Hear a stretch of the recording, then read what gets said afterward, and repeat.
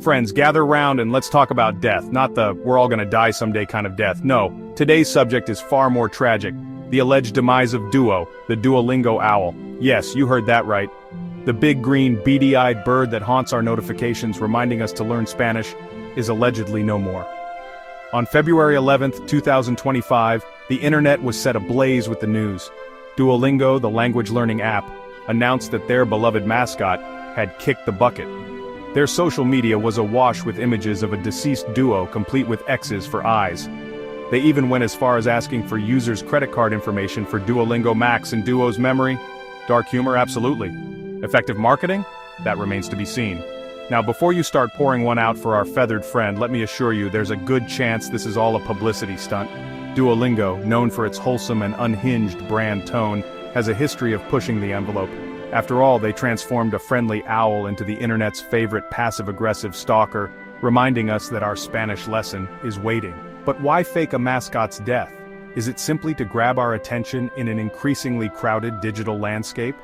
Well, buckle up, because we're diving deep into the bizarre world of brand mascots, marketing, and the lengths companies will go to for a viral moment.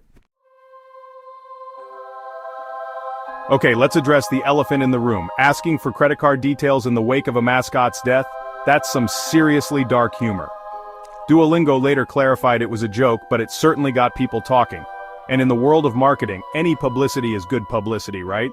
Duolingo's brand tone has always been a bit extra.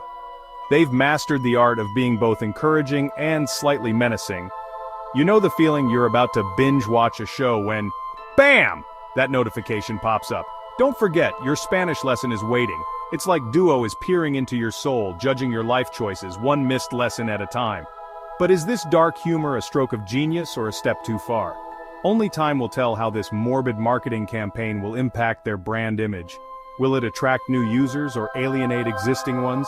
It's a gamble, but then again, fortune favors the bold, especially in the cutthroat world of language learning apps. Now before you think Duolingo is the first company to use death as a marketing tactic, let me introduce you to Mr. Peanut. In 2020, the beloved Planters mascot met his demise in a fiery car crash, only to be reborn as Baby Nut in a Super Bowl ad. Yes, you read that correctly. A giant peanut died so a baby peanut could live. Advertising, folks, it's a wild ride.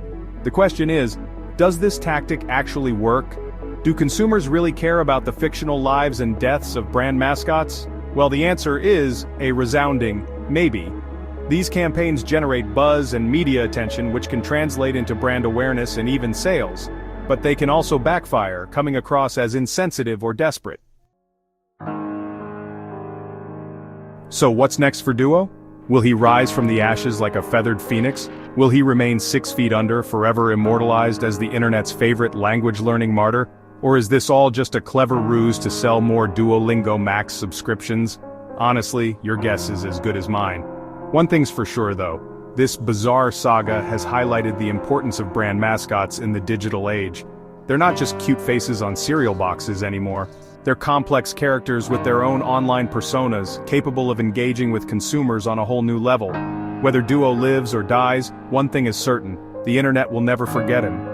He will forever be etched in our memories as the owl who haunted our notifications and perhaps even taught us a thing or two about Spanish along the way. Now, if you'll excuse me, I have a Spanish lesson to ignore.